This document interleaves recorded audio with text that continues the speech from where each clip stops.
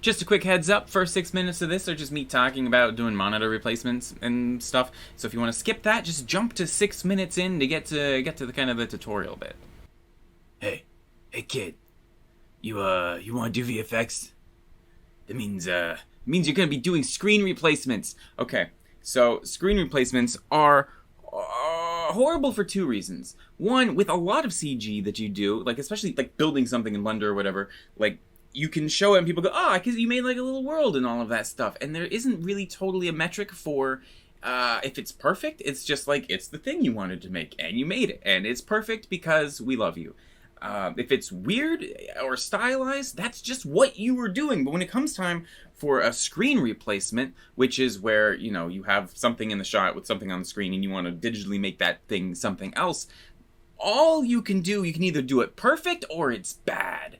And just because they're done really frequently, like they're fairly common, doesn't mean that they're actually easy. Like there's probably, you know, post houses that specialize in screen replacements where anything you throw at them, they've seen it a bunch of times before. But if you're just like an indie visual effects person trying to figure out how to track, like especially now with like phones, it's just a black glossy rectangle. It doesn't have tracking points on it, and a lot of times when it does, it's covered, you know, it's even if they put like a thing on the screen, a lot of times the glass will be reflecting highlights and messing up the entire track, which can be really tricky. And I was always frustrated just because like a lot of times I would specifically work my butt off to finish the actual thing that was supposed to be on the screen. I'm like, look, you have a screened object, put this just on the screen, save us so much time. But usually that just wouldn't happen, and like,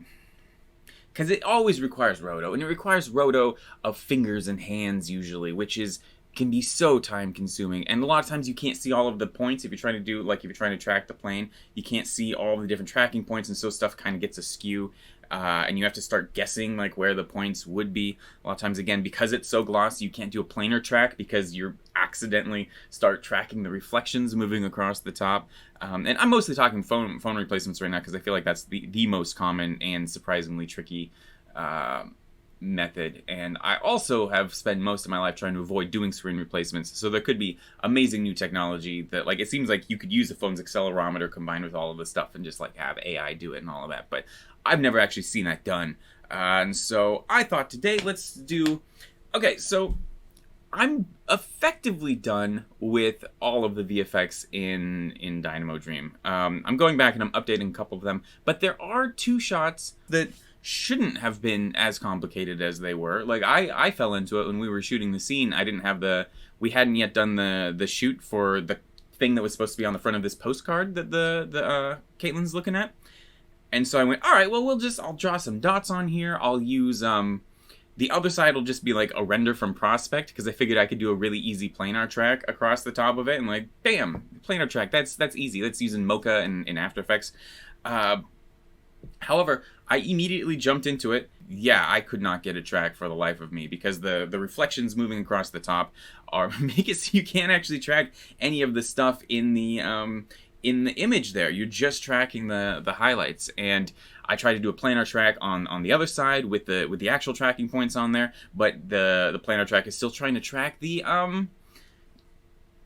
shadow moving across the thing, which I hadn't even thought about. And a lot of people have been mentioning this add-on called Lockdown for After Effects. It lets you track a deforming surface. Like with a planar track, basically it just treats the entire plane as a single tracking point, or that's maybe a bad way to say it, but it treats the whole thing as one surface, and that means it can use a lot more information to extract the track to see what the surface is doing. But if it starts to bend like this, it has no idea what's going on at all. Whereas this other add-on, Lockdown, you can track this and the track will just stick to the deformations, which is very cool. I think it does it through like just intelligently like making another kind of mesh out of just a bunch of individual tracked points and linking them together so it all deforms. And while it works really good for when it works, I ran into the exact same problem with this because of those darn highlights moving across the top and the shadow. It was focusing all of its attention on trying to justify this shadow moving across the surface of the plane. And so whenever I get into a situation where I just can't get the track to work, I like jumping over into Blender because it's just easier for me to think about and to get my hands a little bit dirty and to kind of just recreate it for real. Like a lot of what After Effects is doing is trying to simulate 3D deformations and all of that, like with like a corner pin. You can deform an image into the right perspective, but that's just a 2D effect. It's still a 2D image just skewed into that shape. Whereas in Blender, you're actually working in full 3D space, and I can actually set up like a scene for lights hitting it and shadows being cast on it and all of that, and that's really handy. And so I thought maybe we try to tackle one of those shots today over in Blender. So Caitlin and I have been watching Buffy the Vampire Slayer, and Giles, a librarian character, is always drinking out of this exact teacup, which we thought was pretty funny. Okay, so here in Blender, we're going to open up a new workspace, motion tracking. It's got everything already set up here. Load in our footage, and I'm going to click Set Scene Frames, which changes it to the length of the footage. Actually, here, let's make sure we're at the right frame rate. 23.98 probably wouldn't affect anything, and prefetch to load all the footage into RAM so that we can just hit play and it plays back in real time. Okay, so I'm gonna go to the middle here, and I'm gonna control click on these dots, maybe scaling them up so that the whole dot is within the tracking area.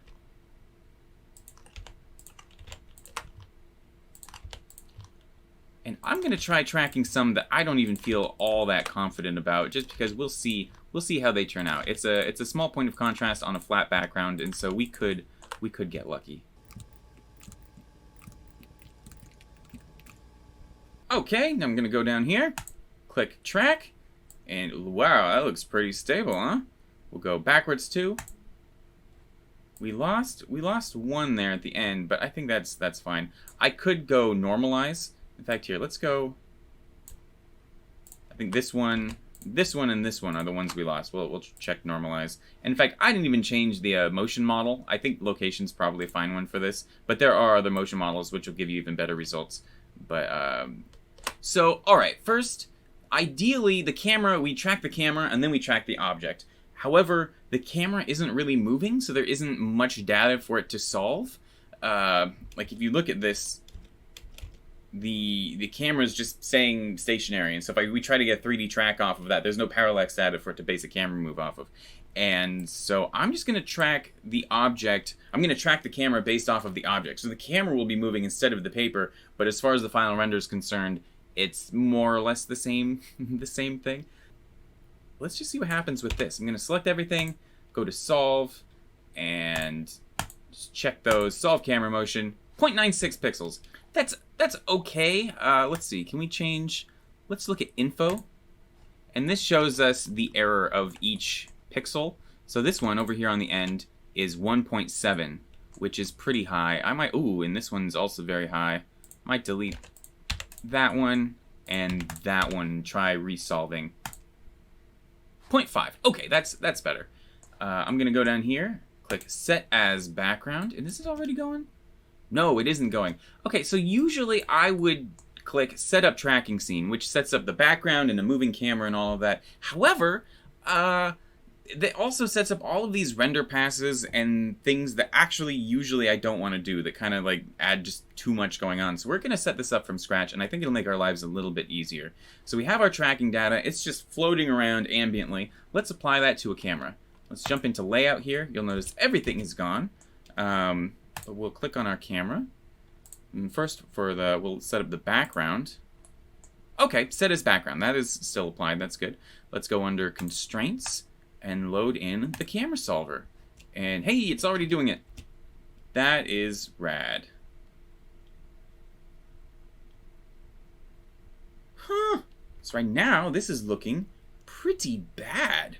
Let's turn on the motion tracking points. Okay, that's the points there. Let's actually line that up with the cube a little bit. See if we can. Maybe the data is working better than it appears. And I'm gonna set up a plane here. Okay, and now that I've actually lined it up with the plane, this is looking a lot better than it originally was. You can see the entire environment is all rotating along with the paper, but I think that's okay. So I'm going to just line up this paper with these tracking points really quick. I'm going to tab in edit mode, use Control R to add an edge loop, and pull this down until it more or less lines up with these other tracking points. And then I'm going to hit Control B to bevel it, and if I scroll up a bit, my scroll wheel's a little bit funky, that lets me get this nice curve, which should, here, I'll scale this up, and I'm just going to eyeball it. Let's try to match the paper a little. Right click, shade smooth. In this bit down here, I think yeah, here, I'll add some more points and turn on proportional editing, hit GZ, and let's just pull this whole corner up here. If I play through, do we ever see the original paper? So one thing that's going to throw this off a little bit is the fact that it's going to look like it's clipping off her thumb. It looks like she should be grabbing it from that other corner, but it's hidden behind, and that's because Caitlin had just gotten her first manicure thing. She had all these giant long nails, and so this entire scene, which is entirely close-ups of her hand, like making a salad, she's hiding her fingers the entire time, and so you'll be able to see that a little bit, though hopefully not distractingly in the actual episode. But this is looking all right. Okay, let's give it the texture. New material, base color, image texture, and load in our JPEG. Okay, here's one I took of the actual prop. Here, let's slide open the UV editor here. And if only I had actually finished this prop, you know, the day before we did the shoot, I wouldn't be doing all of this now. But that's okay. I didn't have a lot of stuff figured out. It's also, when you're shooting indie stuff, a lot of times you're just kind of trying to take people's schedules when you can get them, and that was very much where I was at. Okay, here, let's pull this down, grab that bit, and what's that looking like? Did I get the right? Oh, it's upside down. Woohoo!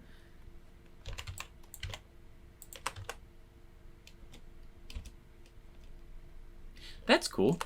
So unfortunately, the most important bit of all of this is this call me part, which is almost off frame. And so can I might add another edge loop here. Bring this so it's more in frame right there. And then just grab these 3 rows. And line them up right there. Or actually, that looks a little weird. Here, we'll keep the same values, just shrink it down, use that bit. Yeah, that looks fine. Let's try to match the lighting. So you can't tell from the footage here, but she's in like a blue tarp space, but there's a red light right over here. So let's match that real quick. Here's the red light. Change it to kind of that red color. Ooh, that's already looking pretty good. And blue. Here, let's go into the environment settings. Make the color an environment texture. And I'm going to load in a picture of a tarp. Could just use that, I suppose. Sure. Now if I go into renders, that's looking good. The where's the red light? I feel like the red light should be doing more here. Guess I can just make it. I mean, it's already at like 1,000. There, now it's very bright. The scale, I have never checked the scale, and so we could be working in a very large scene. In fact, yeah, I think this postcard is about the size of a house. Well, that doesn't really matter. Let's add some shadow casting objects here. And how do we see the background? I think, do I go film transparent? Yes, okay. And now I'll go to the background settings for the camera and turn that up. So now we can actually see what we're working with here. So let's set up this casting object for her finger. That's okay. And we'll do another one over here for kind of just her shoulder. Like if you look at the actual thing, I guess it's very soft, isn't it? So let's grab this light and turn the radius up. Really soften out those shadows, and that's looking pretty good. For these objects, so they don't show up, All right, re-recording this bit because it was behind my head. Hit M. We're going to put this into a new collection, which will be only a shadow casting collection. So, new collection, another shadow casting, yes. And it gives our group with the cube in it. We create a new restriction toggle for indirect, and now it'll only indirectly affect the scene, but we won't actually be able to see the object. If we just check this, and everything in this collection now will be invisible, but still affect the lighting, which is very handy for compositing. Very handy. So how do we composite? I'm going to go back into cycles, and jump into GPU, turn on denoising, because it makes life more fun, and hit render. Okay. Now that we have that render, I'm going to jump into the compositing workspace, and what do we have nothing here. Normally, yeah, checking setup, tracking workspace or whatever brings in a bunch of different render passes and all of that. We're going to be starting from nothing. So check use nodes, and good, we have backdrop selected. We just have this going into the composite. I'm going to Control-Shift-Click on this render layer, and that's going to give me this viewer node, which just makes the entire background the output. If I click V, it scales down. If I hit Alt-V, it scales in. And if I Alt-click and drag with the scroll wheel, we can pan around, which is not intuitive. I don't know how you're supposed to know that if you don't know it, but I just told you, so now you know it. And I'm realizing right now, I could actually go in and make this part of the paper glossy because there's like a piece of tape over it. Would that be ridiculous? Yeah, that'd be ridiculous. We're doing it. Okay. Which means I need to add more, probably, fidelity to the environment map, because right now it's just that one large JPEG. But let's see what this does. Control R, or I can't even see where the tape is. I think it's something kind of like this. C for circle selection. As per my last video. Actually, I don't know what order I'm putting these videos out. Oh, that's a risky gambit.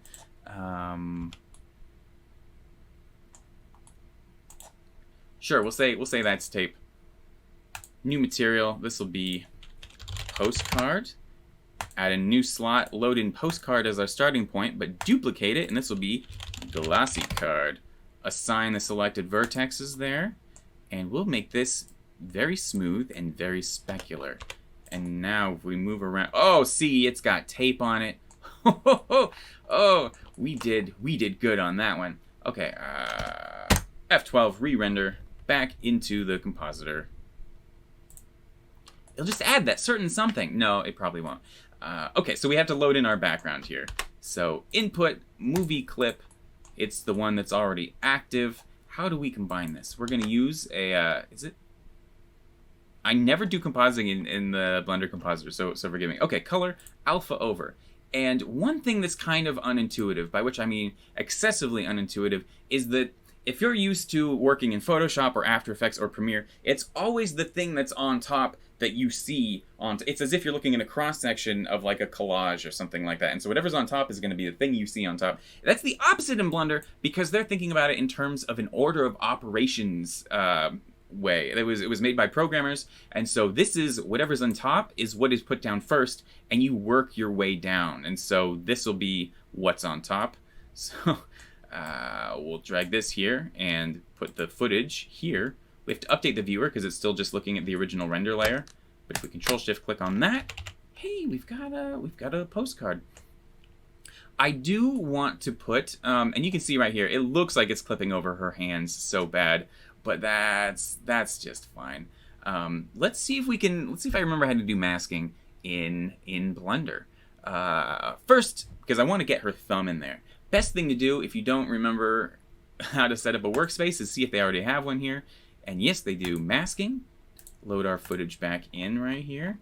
And this is wild. We're in masking, but it has all these tracking points. I like that. Getting back into stuff that I have no idea how you'd find it out if you didn't know. To create a mask, you have to Control-Click on the footage. And if you drag on it, it gives you a little handle. So you can create a little curve thing like this. I'm just creating my little thumb bit. Oh. And Alt-C closes it all up. And if you select them all, you can hit Alt-S, and that gives you a little bit of a feather. And I'm going to scale the whole thing down, so ideally, yeah, we're just getting a bit of that thumb kind of going. I do want to parent it to this tracking point. So I'm going to shift click on that, Control P, and now ideally, hey, look at that. That's nifty. That's still very cool. It's not perfect, and we can try tracking this one little, this kind of a dark freckle on her thumb. I don't think that's going to work though, but let's give it a shot. Hit tab, go into tracking. We'll make it large, and I guess we'll change it to affine. I don't know. This isn't gonna work, you guys. There isn't enough data. Open the tracking thing. Oh. So affine is often wobbling all over, and you go, this isn't working at all. But it's all about what the center point is doing, which in this case is also doesn't appear to be working at all. So that'll be, we'll just use, yeah. We could add in keyframes and just animate it by hand doing just regular roto, but I don't want to do that. So let's not do that. Okay, back into compositing. We've made our mask, and we summon it in the compositor by going Shift A, Input, Mask, and okay. We can do this. After this alpha over, we're gonna put this here, which is now alpha overing this white thing. We don't want to do that. We want to alpha over the original footage. So we'll drag this over here. So now across the entire thing, we've plastered our original footage, but we'll use the mask as the mix factor, which right now doesn't line up because we rendered this for a different frame. We've gone to a different frame footage-wise. So somewhere there is a frame that all lines up. That looks close enough. We select our mask from the pull down here. And my guess is it's going to be backwards. Well, my guess was honestly that we'd see something. F12. Whoop.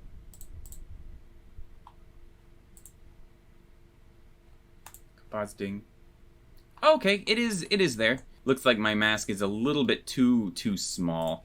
So I can expand that, and that makes sense. It's just the fact that this is a white fringe here. I really didn't want to get that. In fact, I might use Alt S to shrink the feathered mask a little bit. Go back into the composite. How's that looking?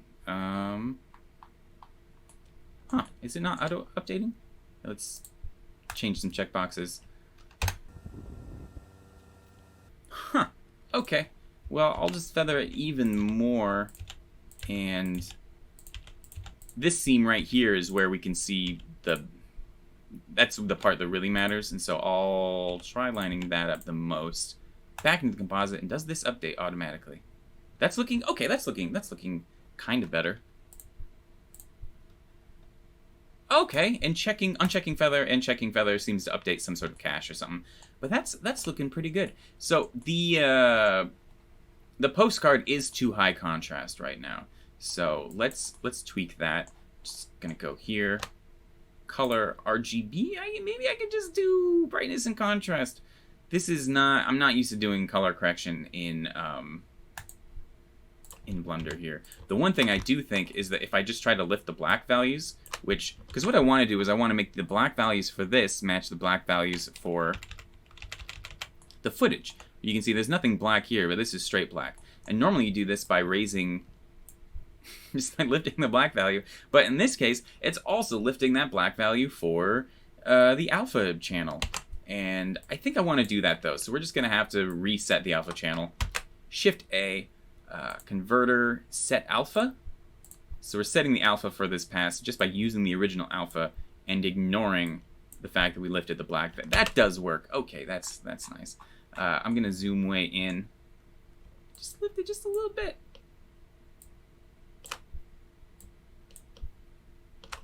How's that? That's looking okay. Oh, and there's one thing I forgot, and that's the thing that'll tie it all together. Depth of field. Cool. Let's go back in the layout. I love adding depth of field. So if we look at the original, it's this corner right here that's in focus, and everything else isn't. So we just want to match that.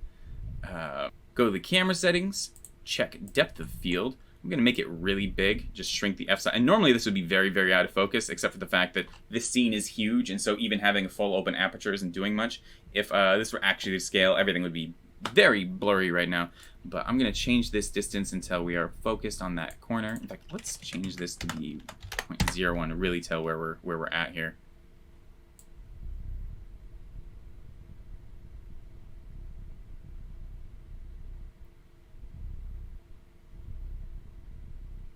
Okay, that corner's in focus, so now I can change the f-stop until it matches.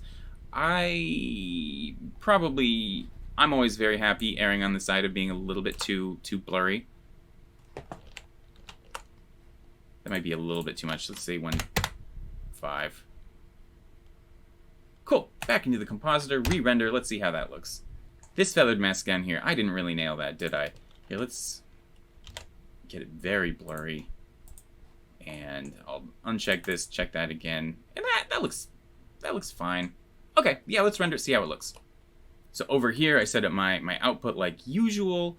And let's turn on motion blur too. That'll be good. And then ideally, I think honestly even 128 samples is way more than we need because it's just a plane. Let's go 50. And let's actually here. Let's go back into the layout.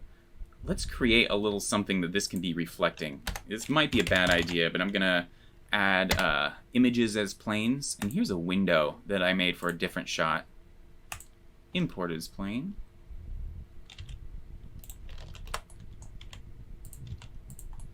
And right now, it's in the shadow casting objects thing, and so you can't actually see it. You can only see it the way it affects the image, and so it's casting a shadow, but also emitting its own values onto here. But let's just set it up over, over the tape right here. Here, we'll turn the roughness down even more, and I feel like it should be slightly more in focus, but it could also be because the depth of field. And this whole detail might actually cause more problems than anything, but I'm curious to see what the effect is.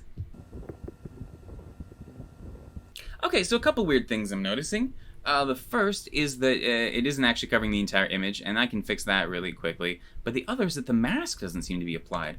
And so let's jump into the compositor. Am I using... The composite is, coming out of this one. We just have to update that so it's using this same last one here. And let's jump back into the layout. And, okay, yeah, I guess I can probably just grab this, turn on proportional editing, and just move that out just a tad. In fact, let's grab this whole row here and pull that out, and this up just a little, because nobody will know if it's too big. Okay, now we retry. One thing I do is I like to get out of rendered view before I try to do the render, just because then Blender isn't trying to hold on to the rendered viewport and the I don't know if that matters, but I've had good luck with it so far. Okay, we got our thumb back. That's cool. Okay, and final result. Hey! Okay, I don't think people would be brought out by that. Yeah, I think this works really good. And actually, that tape sells it as far as I'm concerned. I could probably even add a roughness map to that and sell it even a bit more, but this'll work. This'll work great. And this whole texture I got for the postcard was just a cell phone picture of the prop that I wanted to do. Yeah. All right. Well, and you might be thinking, like, Ian, you very specifically took the easy one of the shots. And yes, that's true. If I do the other one and I have a fun time, maybe I'll share the process. But my guess is it's just going to be a lot of micro tweaking and me bashing my head into the desk. And that doesn't sound like great television to me. So I will talk to you guys later.